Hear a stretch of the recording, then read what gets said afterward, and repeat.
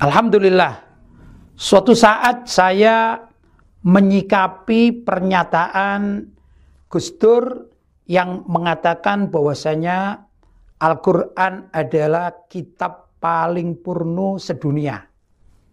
Saat itu saya bersama almarhum Al-Habib Abdurrahman Assegaf Bahlega Pasuruan berusaha untuk mencari dukungan kepada para ulama-ulama. Kami mulai dari Jawa Timur, maka di Malang ini kami mendapatkan tanda tangan dari berbagai ulama-ulama sepuh Nahdlatul Ulama.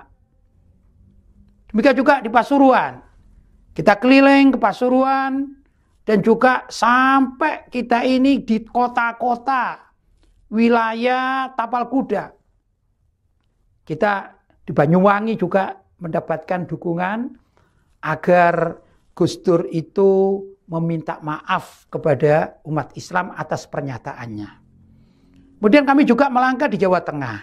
Sampai kita melangkah di Jakarta. Saat itu kita pergi ke beberapa tokoh Nahdlatul Ulama dan mendapatkan tanda tangan sebagaimana yang kita inginkan. Sampai pada akhirnya kita istirahat dan ditampung oleh Imam Besar Umat Islam IBHRS di rumah beliau. Kemudian saya pribadi menyerahkan berkas yang sekitar tanda tangan para ulama untuk meminta Gus Dur agar minta maaf itu sekitar 100 tanda tangan. Tapi kami berjanji bahwa untuk berikutnya kami akan datang dan kami lengkapi semuanya itu. Demikianlah sampai beberapa saat kami datang lagi dan alhamdulillah saya sendiri karena yang mengusahakan dengan Habib Abdurrahman Assegaf itu hingga dapat sekitar 500 tanda tangan para kiai, khususnya kiai NU. Apa isinya? Yaitu meminta kepada Gus Dur agar minta maaf atas pernyataannya. Dan bila mana teguran serta surat kami tidak dihiraukan, maka kami akan mengambil jalur hukum. Begitu. Yang ingin saya sampaikan di sini, saat itu kami datang ke kantor Majelis Ulama Indonesia. Ditemui oleh ketuanya yang saat itu adalah Kiai Ma'ruf Amin. Kemudian kami serahkan berkas itu, ternyata beliau mengatakan, jangan saya, karena saya ini sudah berkali-kali berpolemik dengan Gus Dur. Begitu. Kemudian kami bertanya, lah kemana kita akan memberikan? Ringkas cerita, beliau menganjurkan agar kami datang langsung ke kantor PBNU. Maka kami pun bertiga, saya, Habib Abdurrahman Assegaf Pasuruan, diantarkan oleh Imam Besar Umat Islam IBHRS itu menuju ke kantor PBNU dan kami di sana diterima oleh Kiai Haji Hashim Muzadi. Nah, yang ingin saya sampaikan juga saat kami menunggu panggilan ternyata di kantor PBNU itu sedang ada tamu dari Iran.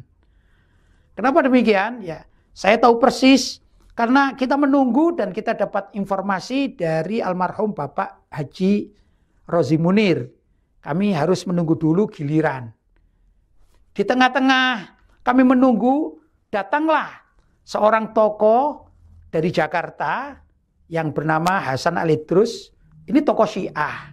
Turun dan ketemu dengan kami karena kami ada di situ. Dan Hasan Ali Idrus ini kemudian memberikan hadiah kepada saya, namanya majalah Syiar.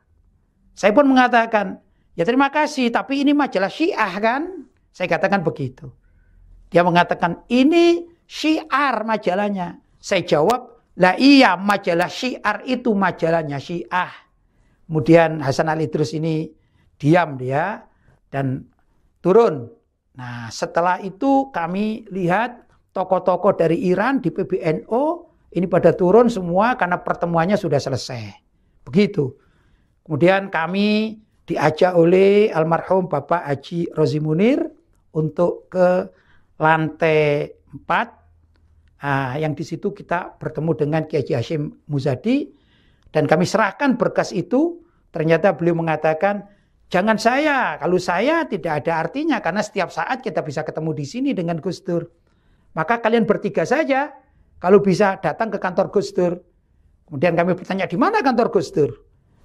Beliau mengatakan itu di bawah sana di pojok. Kemudian kami datang ke kantor Gus Dur dan kami bertiga menyerahkan berkas itu dan kami minta kepada Gus Dur agar Gus Dur minta maaf kepada umat Islam atas pernyataannya.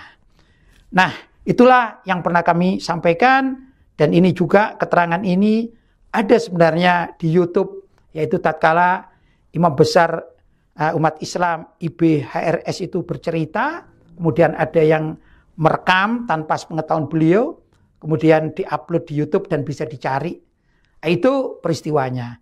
Namun yang ingin saya tekankan di sini bahwa saya menyaksikan dengan mata kepala sendiri bahwa di PBNU itu sering bekerja sama dengan Iran atau orang-orang Syiah, sehingga menurut saya ini termasuk pengkhianatan terhadap ajaran Mbah Hasyim Asy'ari, yang mana beliau mengatakan jangan sampai warga NU bekerja sama atau mengikuti apa-apa yang datangnya dari Syiah, karena Syiah ini termasuk aliran sesat.